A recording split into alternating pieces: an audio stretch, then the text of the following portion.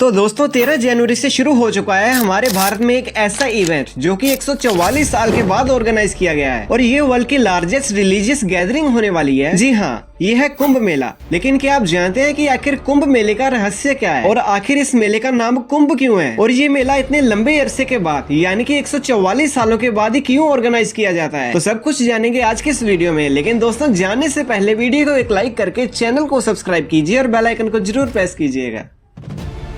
तो सबसे पहले तो ये जानते हैं कि कुंभ मेला मनाया ही क्यों जाता है। इसके पीछे एक बहुत ही इंटरेस्टिंग स्टोरी है। माना जाता है कि एक बार भगवान इंद्र ने ऋषि दुर्वासा का अपमान कर दिया था और इस अपमान के चलते ऋषि दुर्वासा ने न सिर्फ भगवान इंद्र बल्कि और भी कई देवताओं को श्राप दिया, जिसके चलते उनकी सारी शक्तियाँ चली गयी। इसको देखते हुए असुर जात ने स्वर्ग लोक पर कब्जा कर लिया, जिसकी वजह से अब सारे देवता ब्रह्मा जी के पास गए इस प्रॉब्लम का सोल्यूशन लेने के लिए। लेकिन उनके पास भी इस प्रॉब्लम का कोई सोल्यूशन नहीं था। लेकिन उन्होंने ये एडवाइस किया कि भगवान विष्णु इसका हल दे सकते हैं। जिसके बाद भगवान विष्णु ने सभी देवताओं को एक समुद्र मंथन परफॉर्म करने के लिए कहा और ये भी कहा कि अकेले सिर्फ देवता इस समुद्र मंथन को परफॉर्म नहीं कर सकते, इसके लिए उन्हें असुरों की भी सहायता लेनी पड़ेगी और उस समुद्र मंथन से एक अमृत कलश की प्राप्ति होगी और उस अमृत कलश को ही संस्कृत में कुंभ कहा जाता है। और उस अमृत कलश में जो अमृत होगा उसको पीकर देवता उस शराब से मुक्त हो सकते हैं। तो सभी देवताओं ने असुरों के साथ एक एग्रीमेंट करके, ये एग्रीमेंट एक ऐसा एग्रीमेंट था कि जो भी अमृत कलश से अमृत प्राप्त होगा उसका आधा अमृत वो देवता उन असुरों को भी दे देंगे। अब ये समुद्र मंथन शुरू होता है तो वैसे ही जैसे कि आज हम दूध से क्रीम निकालते हैं, जिसके लिए हमें एक डंडे यानी कि इनर पोल की जरूरत होती है और एक रस्सी की, जिस टेक्निक से बहुत समय पहले इस तरह से क्रीम निकाला जाता था। तो यहाँ पर वासुकी जो कि नाग देवता है, तो उनको एज ए रोप यूज किया गया और मंदारा का पर्वत उसको पोल के तौर पर यूज किया गया, जो आज भी बिहार में मौजूद है। अब जब ये चर्निंग शुरू होती है यानी समुद्र मंथन शुरू होता है, तो सबसे पहली चीज जो कि उससे निकलती है वो है हलाहल विष, जिसको कि भगवान शिव ने ग्रहण कर लिया था, सो दैट कि जो बाकी की सृष्टि है उसका विनाश ना हो सके। और वो उस विष को पीकर, माना जाता है कि मध्य प्रदेश में एक जगह है बांदा डिस्ट्रिक्ट, वहाँ पर जाते हैं और काल को हराते हैं यानी कि टाइम को डिफीट करते हैं और वो जगह का नाम पड़ गया है Kalinjar, which means the destroyer of time, जहाँ हमें आज भी भव्य किले देखने को मिलते हैं। और उसी किले के अंदर एक नीलकंठ महादेव का मंदिर भी है। नीलकंठ क्यों? क्योंकि उनका जो कंठ है यानी कि गला, वो उस विष को पीकर नीला पड़ गया था और 1000 साल तक चले इस समुद्र मंथन के बाद अमृत कलश की प्राप्ति होती है। और जब वो अमृत कलश निकलता है तब देवताओं और असुरों दोनों में ही उस अमृत कलश को पाने की होड़ मच जाती है और देवता उसको पाने में सफल हो जाते हैं, लेकिन असुर उनका पीछा करते हैं और ये पीछा 12 दिनों तक, जो कि हमारे आज के टाइम के हिसाब से 12 साल तक चलता है। और इसी इवेंट के दौरान यानी कि जो असुरों ने पीछा किया देवताओं का, तो उस अमृत कलश से अमृत की 4 बूंदे पृथ्वी लोक पर भी 4 जगहों पर गिरती है, जो कि प्रयागराज के त्रिवेणी संगम में, जहाँ गंगा यमुना सरस्वती का संगम होता है, हरिद्वार की गंगा रिवर पे, नासिक के गोदावरी रिवर और उज्जैन की शिप्रा रिवर पे, जहाँ पे आज कुंभ ऑर्गेनाइज किया जाता है। और बाकी की 8 बूंदे माना जाता है कि वो पृथ्वी लोक पर नहीं बल्कि किसी और लोक पे गिरी हैं, जहाँ पर देव उस कुंभ मेले को आज भी अटेंड करते हैं। और इस पूरे समुद्र मंथन को